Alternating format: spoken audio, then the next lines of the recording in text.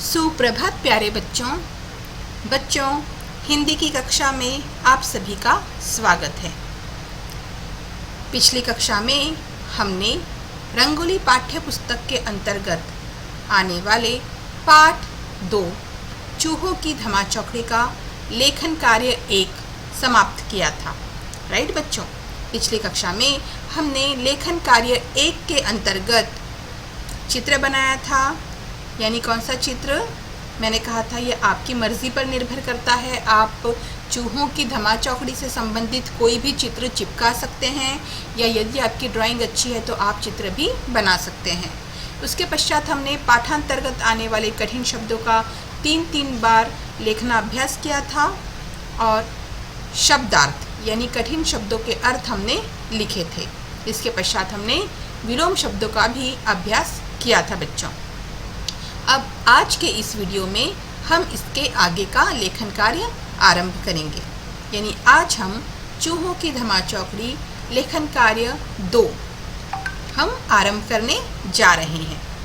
तो चलिए बच्चों, सर्वप्रथम आप आपकी लेखन पुस्तिका में एक नया पेज निकालेंगे और उस नए पेज पर आप आज की दिनांक लिखेंगे।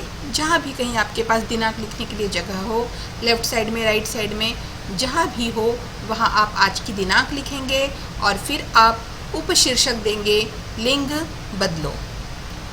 लिंग बदलो का उपशीर्षक देने के पश्चात आप अपनी लेखन पुस्तिका को 2 भागों में विभाजित करेंगे। एक ओर आप लिखेंगे पुल्लिंग और दूसरी ओर आप लिखेंगे स्त्रीलिंग। पुल्लिंग और स्त्रीलिंग। और बच्चों, मैंने आपको बताया है कि जो शब्द पुरुष होने का बोध कराते हैं उन्हें हम पुल्लिंग कहते हैं, और जो शब्द स्त्री होने का बोध कराते हैं उन्हें हम स्त्रीलिंग कहते हैं। तो अब हम आगे बढ़ते हैं। पहला शब्द देखिए बच्चों, लड़का। लड़का कौन सा शब्द है? बिल्कुल सही, पुल्लिंग शब्द है, क्योंकि यह पुरुष होने का बोध करा रहा है। तो इसका स्त्रीलिंग क्या होगा बच्चों? बिल्कुल सही, लड़की। लड़का का स्त्रीलिंग होगा लड़की। उसी तरह से दूसरा, पंडित। पंडित यह शब्द पुल्लिंग है, और समझ में आ रहा है कि यह पुरुष होने का बोध करा रहा है। यानी जो पंडित शब्द है यह पुरुष होने का बोध करा रहा है। इसलिए हम क्या करेंगे, अब पंडित का स्त्रीलिंग लिखेंगे। तो पंडित का स्त्रीलिंग क्या होता है? बिल्कुल सही, पंडिताइन। पंडित का स्त्रीलिंग होता है पंडिताइन। फिर तीसरा, अध्यापक। अध्यापक यह पुल्लिंग है बच्चों। हम इसका स्त्रीलिंग क्या लिखेंगे? अध्यापिका। क्या लिखेंगे? अध्यापिका। इसके पश्चात नंबर 4, बूढ़ा। बूढ़ा यह शब्द भी पुल्लिंग है। अब हम इसका स्त्रीलिंग क्या लिखेंगे? बिल्कुल सही, बुढ़िया। तो बूढ़ा का स्त्रीलिंग क्या होगा? बुढ़िया। उसी तरह से बच्चा। बच्चा यह पुल्लिंग वाला शब्द है बच्चों, तो इसका स्त्रीलिंग बिल्कुल सही, बच्ची। फिर चूहा। चूहा पुल्लिंग है, तो चूहा का स्त्रीलिंग क्या होगा बच्चों? चूहिया। क्या होगा? चूहिया। फिर नंबर 7, आदमी। आदमी यह पुल्लिंग है ना? तो इसका स्त्रीलिंग क्या होगा? औरत। क्या होगा? औरत। तो आदमी का स्त्रीलिंग होगा औरत। उसी तरह से महाशय। महाशय हम किसी को सम्मान जब देते हैं ना, तब हम उन्हें महाशय कहते हैं, है ना? जैसे आप इंग्लिश में कहते हैं सर, है ना? सर कहते हैं आप इंग्लिश में, तो सर को हिंदी में कहते हैं महाशय। जब हम किसी को सम्मान देकर बात करते हैं किसी से, तो हम उनके लिए प्रयोग में लाते हैं जो शब्द, वो होता है महाशय। हिंदी में महाशय और अंग्रेज़ी में कहते हैं सर। तो महाशय का स्त्रीलिंग क्या होगा? बिल्कुल सही, महोदया। क्या होगा? महोदया। जैसे अंग्रेज़ी में हम कहते हैं ना मैडम या मैम, तो इसी तरह से हिंदी में होता है महोदया। तो महाशय का स्त्रीलिंग महोदया। फिर कुमार। कुमार का स्त्रीलिंग कुमारी। कुमार का स्त्रीलिंग कुमारी। तो बच्चों, कुमार जो है वह टीन एज में आने वाले बच्चों के लिए इस्तेमाल किया जाता है ना? कुमार जो शब्द है। और उसी तरह से कुमारी। कुमारी जो है उसका स्त्रीलिंग होता है, और कुमारी उन लड़कियों के लिए इस्तेमाल किया जाता है जो 18 साल से छोटी है। जैसे आप कह सकते हैं, जैसे हम आपको कहते हैं ना मास्टर, मिस, है ना, तो आपको इंग्लिश में कहते हैं मास्टर और हिंदी में कहते हैं कुमार। उसी तरह से गर्ल्स के लिए इंग्लिश में कहते हैं मिस और लड़कियों मतलब हिंदी में कहते हैं कुमारी, यानी कुमार का स्त्रीलिंग कुमारी, है ना। तो मिस को कहते हैं कुमारी और मास्टर को कहते हैं कुमार। तो कुमार का स्त्रीलिंग होगा कुमारी। आगे बढ़ते हैं बच्चों, वचन बदलो। लिंग लिख लेने के पश्चात अब हम वचन बदलेंगे। वचन बदलने के लिए भी आप अपनी लेखन पुस्तिका को 2 भागों में बांटेंगे।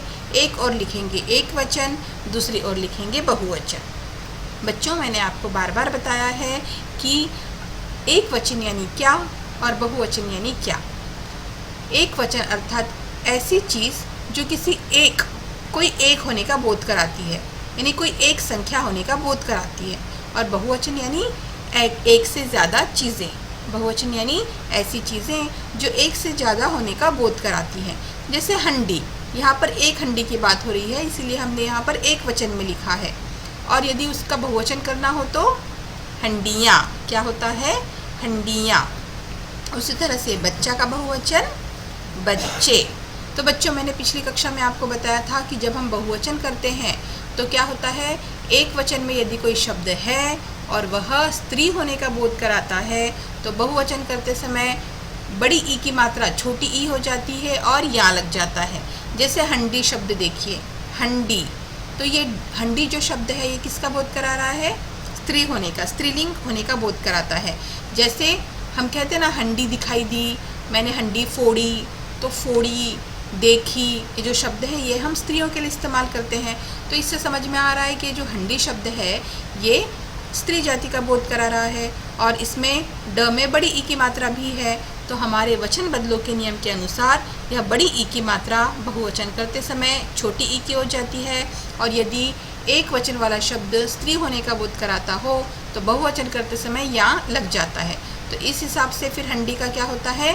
हंडियाँ।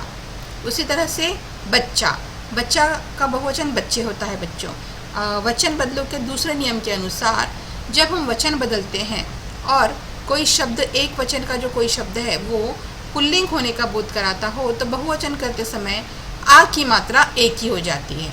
बहुवचन करते समय एक वचन में जो शब्द है उसमें जो आ की मात्रा है, बहुवचन करते समय वह मात्रा एक ही हो जाती है। तो फिर बच्चा का बहुवचन क्या होगा? बच्चे। उसी तरह से लड़का, लड़का पुल्लिंग होने का बोध करा रहा है, बहुवचन करते समय अब लड़का में आने वाली आ की मात्रा किस में बदल जाएगी? ए में। तो लड़का का बहुवचन क्या हो जाएगा? लड़के। उसी तरह से छुट्टी, छुट्टी का देखिए बच्चों, छुट्टी यह शब्द कौन सा है? स्त्री होने का बोध करा रहा है, छुट्टी। अब हमें इसका बहुवचन करना है। एक तो यह स्त्री होने का बोध करा रहा है और ट में बड़ी ई की मात्रा है, तो बहुवचन करते समय ट की जो बड़ी ई की मात्रा है वह छोटी हो जाएगी, और चूंकि यह शब्द स्त्री होने का बोध करा रहा है इसलिए बहुवचन करते समय हम या लिख देंगे। तो क्या हो जाएगा? छुट्टियाँ।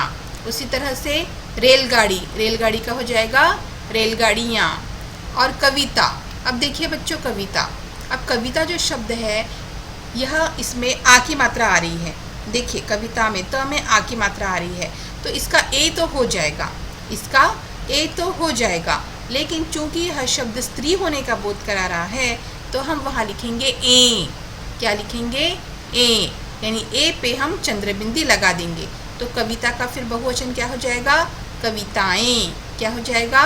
कविताएं। उसी तरह से आवाज़, आवाज़ देखिए बच्चों, मैंने आवाज़ सुनी, उसने आवाज़ दी, तो सुनी, दी, इन शब्दों से पता चलता है कि आवाज़ यह शब्द स्त्री होने का बोध कराता है। इसीलिए जब हम बहुवचन करेंगे तो हम क्या करेंगे? इसमें ए की मात्रा लगा देंगे, बहुवचन में करते समय ए की मात्रा लगा देंगे। और चूंकि यह शब्द स्त्री होने का बोध कराता है तो हम क्या करेंगे? आवाज़े का, आवाज़े को ऊपर बिंदी लगा देंगे, तो वहाँ हो जाएगा, उसका उच्चारण हो जाएगा आवाज़ें। स्त्रियाँ बिंदी लगाती है ना बच्चों, तो बहुवचन करते समय हम क्या करेंगे? आवाज़ें तो लिखेंगे, लेकिन चूंकि यह शब्द आवाज़ स्त्री होने का बोध करा रहा है तो हम जो ए की मात्रा लगाई है उसके साइड में हम बिंदी लगा देंगे, तो इसका उच्चारण हो जाएगा आवाज़ें। फिर उसी तरह से रसगुल्ला, रसगुल्ला यह शब्द बच्चों पुल्लिंग का बोध करा रहा है। बहुवचन करते समय क्या होगा फिर? ये आ की मात्रा एक ही हो जाएगी, तो रसगुल्ला का रसगुल्ले। उसी तरह मज़ा, मज़ा का मज़े। उसी तरह से बच्चों बिछौना का बिछौने, कपड़ा कपड़े। फिर पोटली, पोटली शब्द देखिए स्त्री होने का बोध करा रहा है। मैंने पोटली बांधी, मैंने पोटली रखी, स्त्री होने का बोध करा रहा है। और ल में बड़ी ई की मात्रा है, तो ये ल की बड़ी ई की मात्रा बहुवचन करते समय छोटी हो जाएगी और यहाँ लग जाएगा, तो हो जाएगा पोटलियाँ। इसी तरह से गाड़ी, गाड़ी शब्द स्त्री होने का बोध करा रहा है, तो क्या होगा? ड़ की जो बड़ी ई की मात्रा है वह छोटी हो जाएगी और लग जाएगा यहाँ, तो हो जाएगा गाड़ी का बहुवचन गाड़ियाँ। इसी तरह से कुम्हड़ा, कुम्हड़ा शब्द पुल्लिंग है, पुल्लिंग का बोध करा रहा है, तो ये आ की मात्रा एक ही हो जाएगी, तो कुम्हड़ा का बहुवचन हो जाएगा कुम्हड़े। उसी तरह से चूहा, पुल्लिंग वाला शब्द है, बहुवचन करते समय आ की मात्रा एक ही हो जाएगी, चूहा का बहुवचन चूहे। उसी तरह बगीचा का बहुवचन बगीचे, ठेला का बहुवचन ठेले, खुशी का बहुवचन खुशियाँ, ताली का बहुवचन तालियाँ, खबर का बहुवचन खबरें। अब देखिए खबर का खबरें कैसे हुआ? क्योंकि खबर जो है यह स्त्री होने का बोध कराता है। मैंने खबर पढ़ी, मैंने खबर सुनी, है ना? तो सुनी, पढ़ी, देखी, तो ये जो है इससे क्या समझ में आ रहा है कि यह स्त्री होने का बोध करा रहा है। तो हम क्या करेंगे? एक की मात्रा लगा देंगे बहुवचन करते समय, और चूंकि यह शब्द स्त्री होने का बोध कराता है और स्त्रियां बिंदी लगाती है, तो हम क्या करेंगे? खबरें तो लिखेंगे लेकिन वहाँ बिंदी लगा देंगे, तो अब उसका बहुवचन क्या हो जाएगा फिर? खबरें। क्या हो जाएगा? खबरें। तो बच्चों आप मुख्य रूप से जब भी आप मेरा ये वीडियो देखें तो आप ये जो वचन बदलो है इसे ध्यान से सुनिए बच्चों, क्योंकि ये जो नियम हैं ये आपको हमेशा काम आएंगे। आप अंधे पट्टे में केवल खबर का खबरें, ताली का तालियाँ इस तरह से नहीं करेंगे। हमारे रूल के हिसाब से, वचन के रूल के हिसाब से चलेंगे तो वचन बदलो कभी भी गलत नहीं होंगे। इसके पश्चात है बच्चों आगे मुहावरे, अर्थ और वाक्य प्रयोग। अब बच्चों मैं आपको अर्थ बताती हूँ और आपको वाक्य खुद ही बनाना होगा। जैसे पहला मुहावरा देखिए, चट कर जाना। चट कर जाना अर्थात खा जाना। तो अब आप क्या करेंगे? मैंने यहाँ पर वाक्य लिखकर जगह छोड़ी है, ये आपके लिए होमवर्क है बच्चों। आप एक ऐसा वाक्य बनाएंगे जिसमें चट कर जाना शब्द आता है। जैसे मैं एक उदाहरण देती हूँ, मैं पूरी आइसक्रीम चट कर गई, या मैं पूरा रसगुल्ला चट कर गया। माफ़ कीजिए, मैं खा जाना का इस्तेमाल कर रही थी, पर हमें अर्थ का इस्तेमाल नहीं करना है, हमें जो है मुहावरे का इस्तेमाल करना है। जैसे मैं पूरा रसगुल्ला चट कर गया, मैं पूरी चटनी चट कर गई, मैं पूरा खाना चट कर गई, उसने मेरा पूरा टिफ़िन चट कर लिया। तो इस तरह से आप वाक्य रचना करेंगे। दूसरा देखिए बच्चों, झेप जाना। झेप जाना यानी संकोच या शर्म महसूस होना। तो इसका वाक्य हम बना सकते हैं कि जब पिताजी ने मुझे डांटा तो मैं झेप गया, जब माँ ने मुझे एक थप्पड़ लगाया तो मैं झेप गई, जब अध्यापिका ने मुझे डांटा तो मैं झेप गई। आप इस तरह के वाक्य बना सकते हैं। इसके अतिरिक्त भी आप अपनी बौद्धिक क्षमता अनुसार भी अर्थपूर्ण वाक्य बना सकते हैं। फिर तीसरा है बच्चों, खुशी से उछलना। खुशी से उछलना का अर्थ होता है बहुत खुश होना। अब इसका भी आप वाक्य बनाएंगे। आप बहुत से वाक्य बना सकते हैं, जैसे पिताजी ने मुझे नई साइकिल दिला दी तो मैं खुशी से उछल पड़ा, कक्षा में प्रथम आने पर मैं खुशी से उछल पड़ा, जब मैं खेल की प्रतियोगिता में जीत गया तो मैं खुशी से उछल पड़ी, या मीना खुशी से उछल रही थी। तो जिस तरह की भी वाक्य रचना आपको करनी है आप कर सकते हैं। इसके पश्चात बच्चों, किसने किससे कहा। किसने किससे कहा में देखिए बच्चों, पहला है, अरे बुढ़े यहाँ जगह नहीं है। किसने कहा था? बिल्कुल सही, बिचुकन ने बूढ़े सज्जन से कहा। अरे बुढ़े यहाँ जगह नहीं है, यह बदतमीजी वाला वाक्य किसने कहा था? बिचुकन ने बूढ़े सज्जन से कहा था। और दूसरा देखिए बच्चों, आपके रहने का सब इंतज़ाम हो गया है। ये सेंटेंस किसने कहा था? यह वाक्य किसने कहा था? बिल्कुल सही, स्कूल के सेक्रेटरी बाबू ने बूढ़े सज्जन से कहा था। तो स्कूल के सेक्रेटरी बाबू ने बूढ़े सज्जन से कहा था। तो ये है बच्चों हमारा आज का PDF। ये आप आज ध्यान से मेरा ये वीडियो सुनेंगे, समझेंगे और अपनी लेखन पुस्तिका में लिखेंगे।